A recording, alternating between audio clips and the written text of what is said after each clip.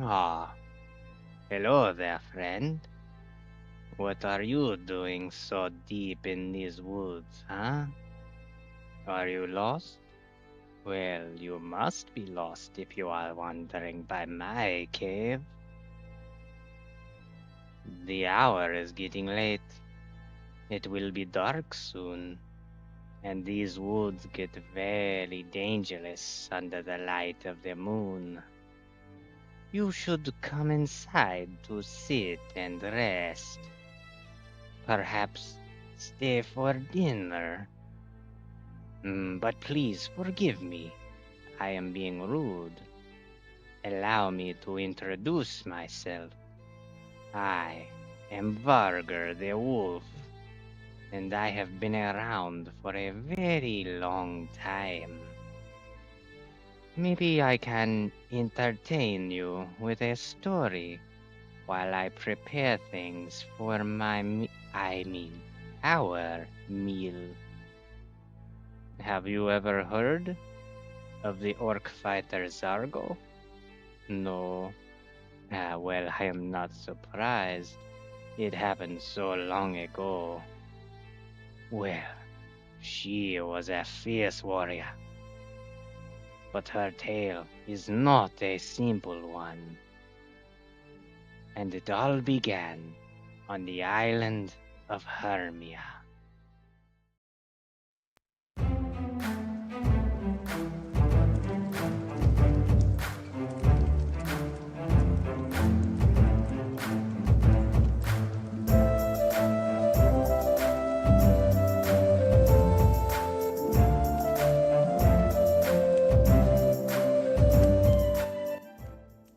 All right. Hello, friends and fellow adventurers. Welcome back to Rolling Solo RPG.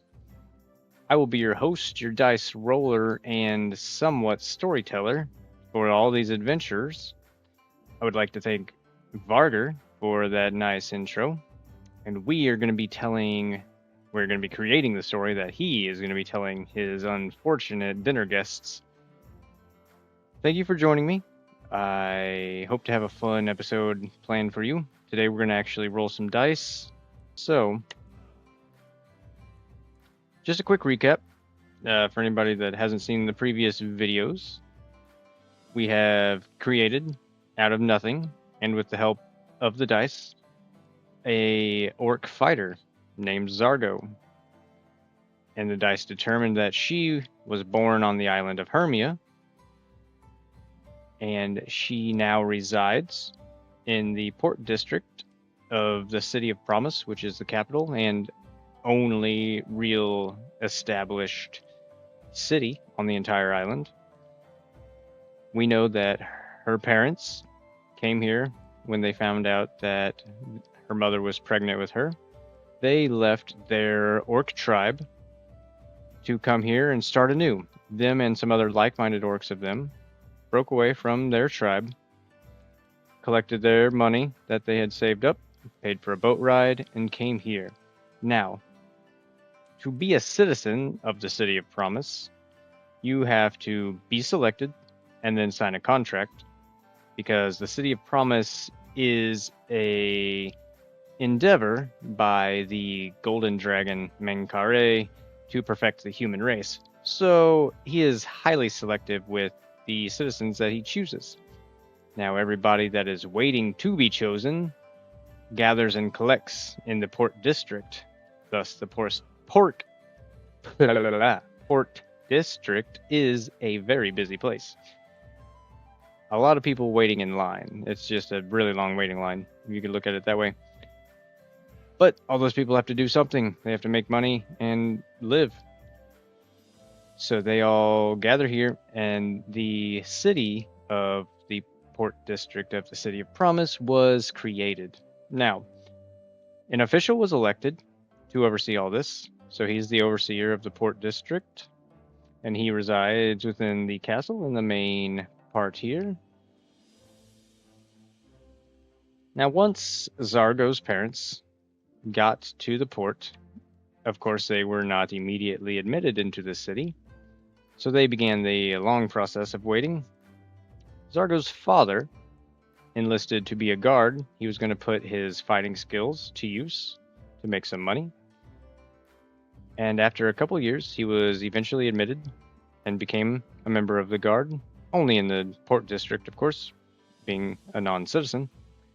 The mother, around the same time, got lucky, and she was hired on as a servant in the castle of the overseer. So she works for them and has for many years. Zargo was born, and she grew up in a loving household. Once both the parents got jobs, they were able to secure a household for themselves, a nice, small, humble cottage in the southern area, close to the downtrodden area of the city. Now, the entire orc community that came to this island together, and they have stayed together with not with under the same roof, but in the same neighborhood. The mother and father would work and come home.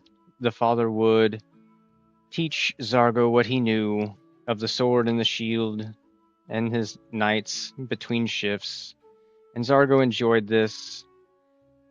The mother and father both were worshippers of Erori, the god, and they passed this on to Zargo as well. And Zargo grabbed a hold of this belief and faith very strongly. Again, because in our character creation, we rolled sheltered and faith for her background on our mythic tables. And then from the Pathfinder side of it, we got the gladiator, which is where the father teaching her the art of battle comes into play. Not long after she was able to walk, I'll say around 5 or 6, she was strolling along the beach one day when she happened upon a caged animal. And with her love of nature, which we got from her motivations rolls on our tables, the roles were environment and guide. So I took that as she likes the environment. She wants to protect it. She wants to help guide lost animals, help hurt animals. So when she saw the caged animal, her first instinct was to help it and free it, in which she did. But the animal inside had been caged and angered, and upon being released, it unintentionally, well, it intended to do so, but it did attack Zargo and leave her very battered and bruised and cut and slashed. Thus, once she was found by her parents, who had noticed she had been gone too long to check the fishing traps, she was rushed back home to where she was tended to, but she was left with many scars all over her body. But this did not deter her from her love for nature. It merely imprinted on her forever the knowledge that sometimes it takes, the pain that it takes to gain knowledge. And aside from that, that is basically all we really solidified for her background. Now we're going to fast forward quite a few years to the age of 46, which was the age we rolled for her to be. So that's the age we are going to begin with in our session. So, without any more ado, let's find a good starting point. So we flash forward to 46-year-old Zargo. We need to find her an occupation. I think that's going to be a fun place to start. So we are going to ask our fate chart, which is a very big important part of the mythic system, which I am very new to the mythic system, so I'm going to be more or less learning it and playing it along with you guys, I guess, hopefully. Now I know it's sort of how it works, but as far as we have up here at the top of the screen, we have our adventures list open, and that's what we're going to keep track of our threads, which is more or less quests and then our characters, any NPCs we run into, anything that kind of comes into play in a big part in our story, anything that's going to need to be referenced to.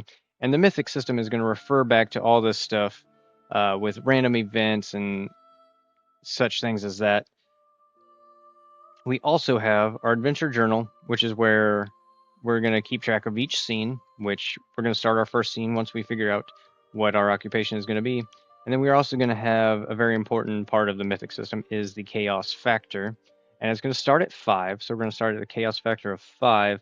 And that really just determines the odds of my yes and no questions that I'm going to be asking. And I have a whole chart here. Definitely look that up if it is confusing or if anybody is unfamiliar with the mythic system. And then I also have, gets into some of the gray area that I haven't really messed with, is the thread progress tracks. So I'm thinking just some of the bigger, like, main quests, I guess you could say it in video game terms. And we're going to be able to track, that way it can come to a conclusion on its own without me necessarily pushing for it or just waiting for it to organically happen somehow. So some of the big things that'll actually happen. Now, that being said, I am starting with nothing. I have nothing in my notebooks. I don't really have a set goal of where things are going to go or how things need to go to get there. I'm not running a module. This is all just free roam, open world. You could say hexploration, but I do have a map of the island, and I do plan to get off the island at some point if the dice say so. But that's really what this is going to be. The dice are going to be telling the story more so than I am, or Varger, the wolf. So, with that more explanation out of the way, let's ask. Now, I think it would be really fun if Zargo was also followed in her footsteps and was also a guard, a town guard, because she really looks up to her father. And I feel like that would be something any kid wants to do, do what dad does or do what mom does, whoever they really attach to. So, first question, first roll of the game. Is Zargo also a city guard? And I'm going to say that is very likely that it is going to be a yes. So that gives us a 75 and under will be a yes. And that is a 0.7, which makes an extreme yes. So not only is... Okay, so, and again, a quick explanation of the mythic system. There are 3 numbers on the fate chart. The middle number just is the tipping point between a yes and a no. But there's... if it's even lower, let's say, because for that, I had a 75% chance of it being a yes. But anything 15 and below made it an extreme yes. So that is, you get your yes answer, but it is even more redlined into whatever the question could have been. So it's largely into interpretation. And likewise, if I would have rolled a 96 or above, it would have been an extreme no, and then I would have played off of that. But we got an extreme yes. So how I'm going to take that is she is a city guard, and she has been a city guard. It was her main aspiration from when she was a child, and as soon as she was old enough to even join the ranks, she signed up, she trained hard, because remember, she is also a devotee of the god Aurori. Anybody that is unfamiliar with the god Aurori within the Pathfinder lore, which Pathfinder, their setting on Golarion and in the Inner Sea region is going to be my bread and butter. It's going to be what I go to.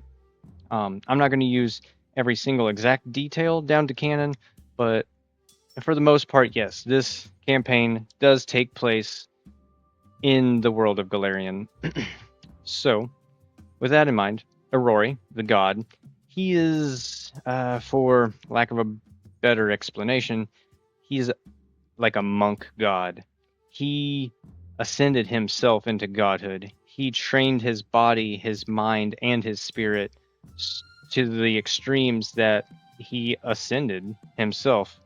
He wasn't chosen. He didn't take the test of the Starstone like a lot of gods.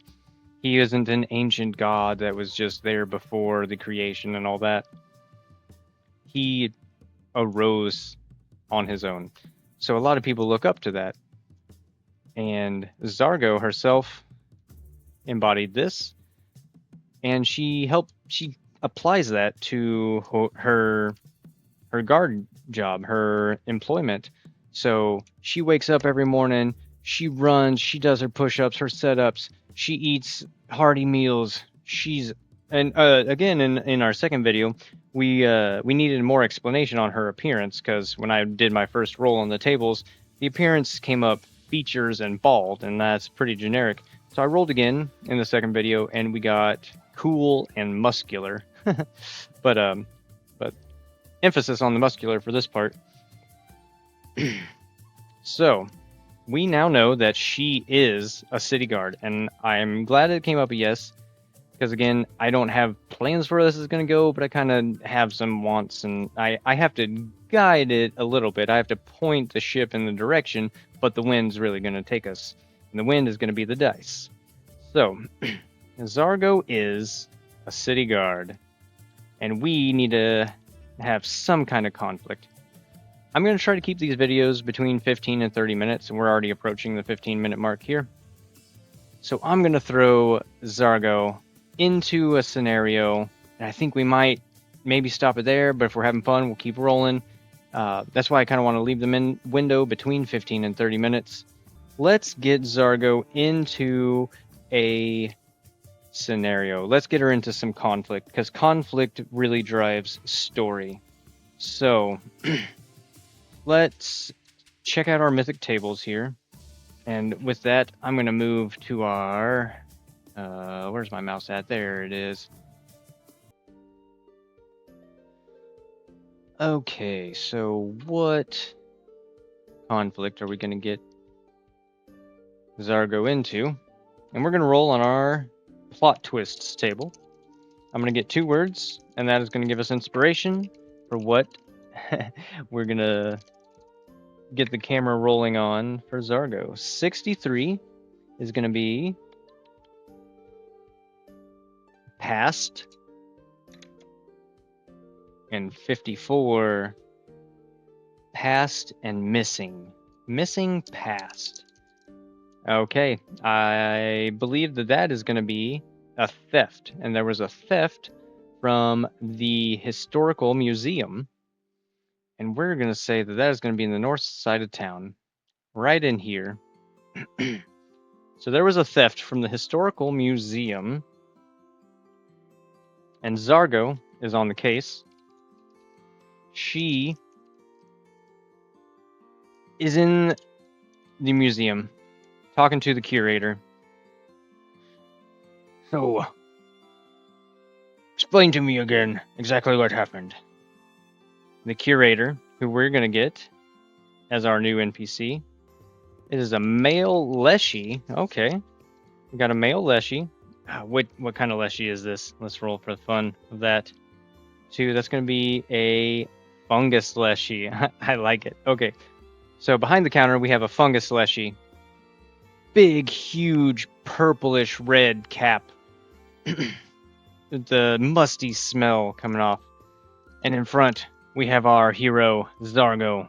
And she is interrogating... Well, I guess she's not interrogating. She's questioning the curator here.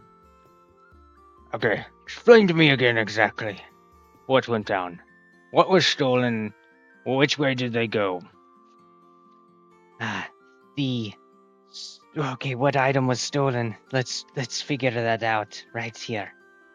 So we're gonna roll on another table. See what item was stolen from the history museum. 37 and 42. 37 is fortunate, and 42 is guidance. So I'm going to say what was stolen was an old seafaring navigation contraption, instrument. Yes, they stole one of our old navigation tools that you could use to look at the stars and navigate upon long sea voyages. but that was the only thing they... Was that the only thing they stole? Let's ask. I'll say it was... We'll say it was very likely. Was that the only thing they stole? Oh... Is that a 77 or... I'd say it's a 77. It got caught on the corner. 77 is doubles, but it's above our chaos factor. So doubles are going to be really fun. If we ever roll a double that is equal to or less than our chaos factor, it's going to be a random event, which would have been a fun start to this. But so a 77 on a very likely is a no. So that was not the only thing they stole. What else was stolen?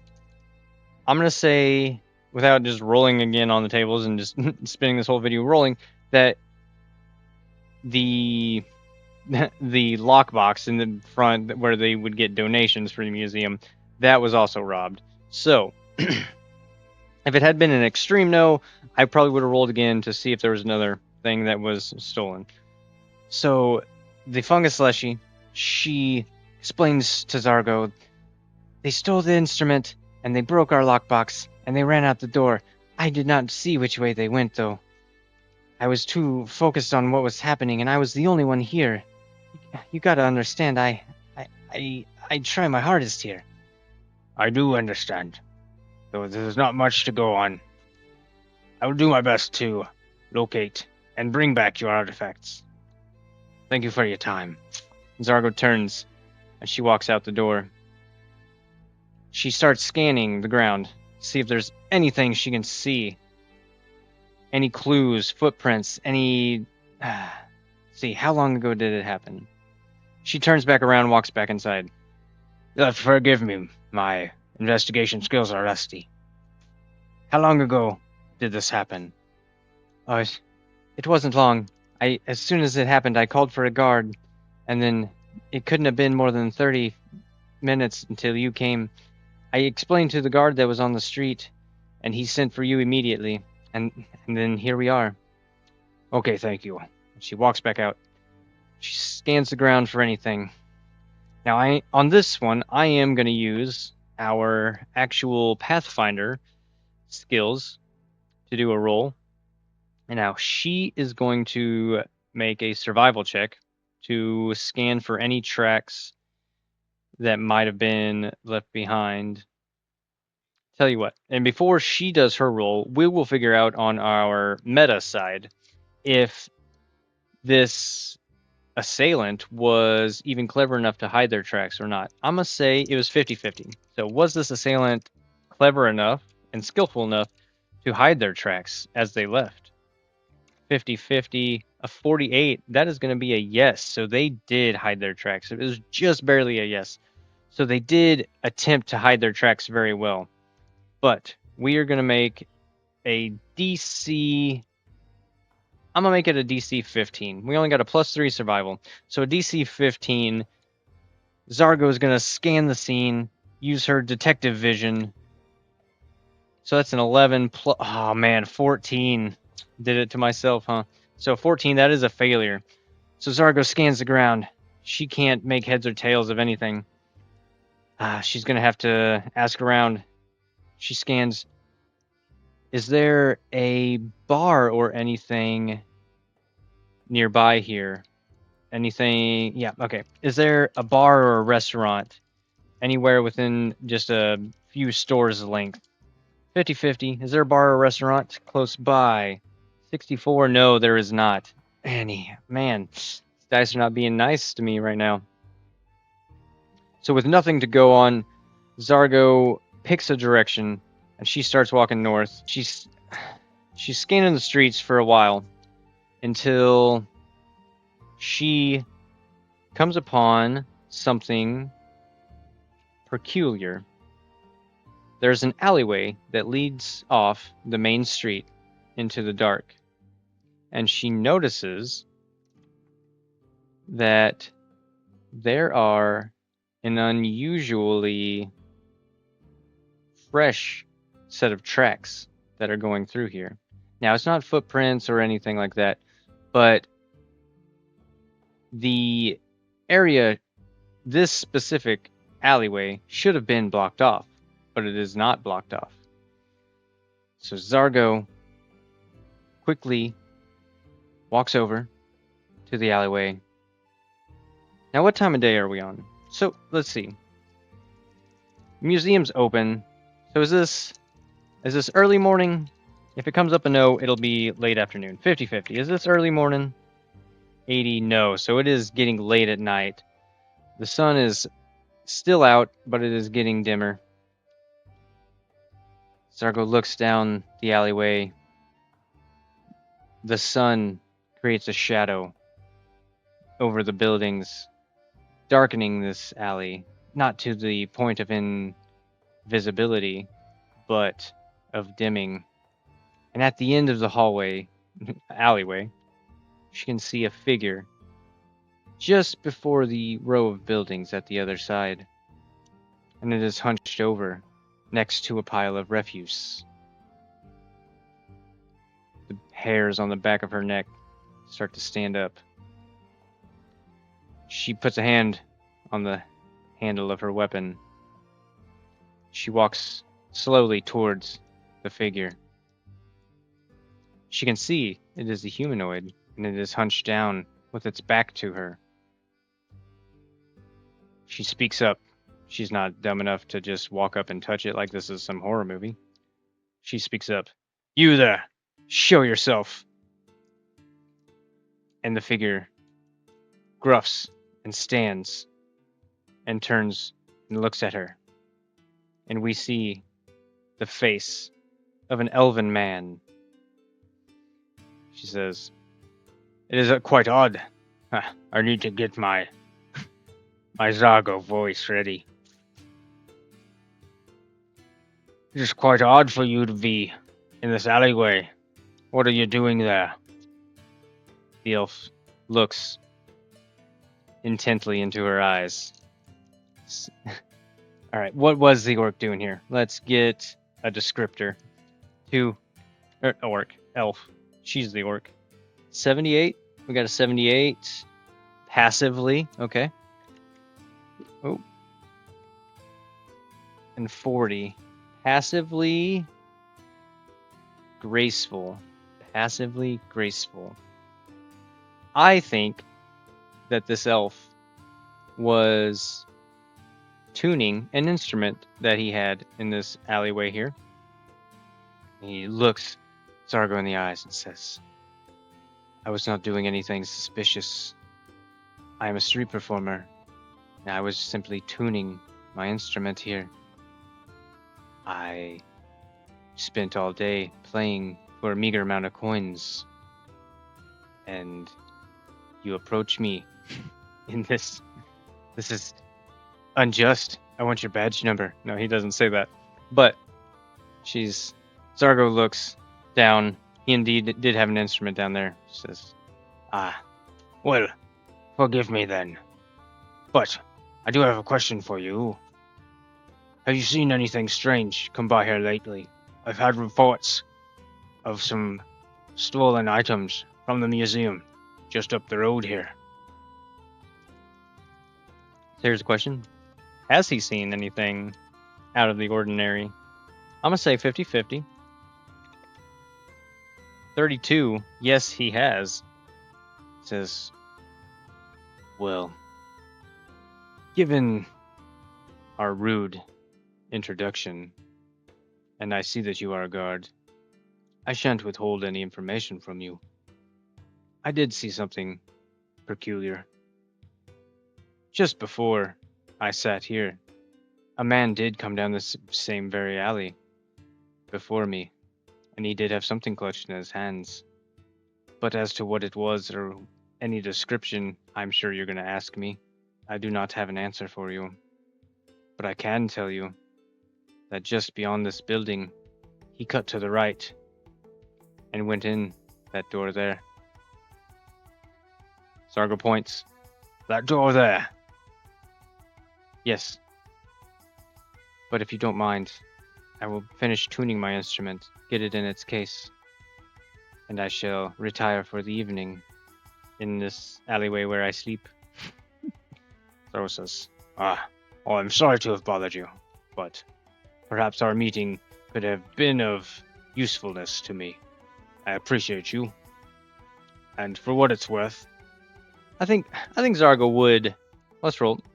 Does Zargo give him a small donation just for the inconvenience and the information that you're? I'm gonna say it's likely. Does Zargo give him a couple copper pieces? 59 on a likely, or 56 on a likely, and that is yes. She reaches into her pouch, grabs out 3 copper pieces. Here, for your troubles. I appreciate you. And gives him the coins. He kind of gives a half smile, says thank you. And with that, we're going to end it there. I went just over the 32 mark, but we are going to cut off a little bit. Zargo, in this next episode, is going to investigate what's inside that building. Thank you guys for joining me. I hope it was fun. It was fun for me. I'm really just kind of going off of nothing. So if this turns out to be a dead end, maybe it will. Who knows? And we'll jump on to something else. We'll roll another random event. We'll have her go to bed and wake up the next day and try something else. I would like to get into something big and extravagant, but I'm not going to build a huge world-shattering story for just the beginning. I think it will gradually progress to that point, just naturally on its own. But thank you all again, and I hope to see you in session number 2 of Zargo's Tale. I know Vargar thanks you for your patience and your attendance. I will see you next time, friends. Goodbye.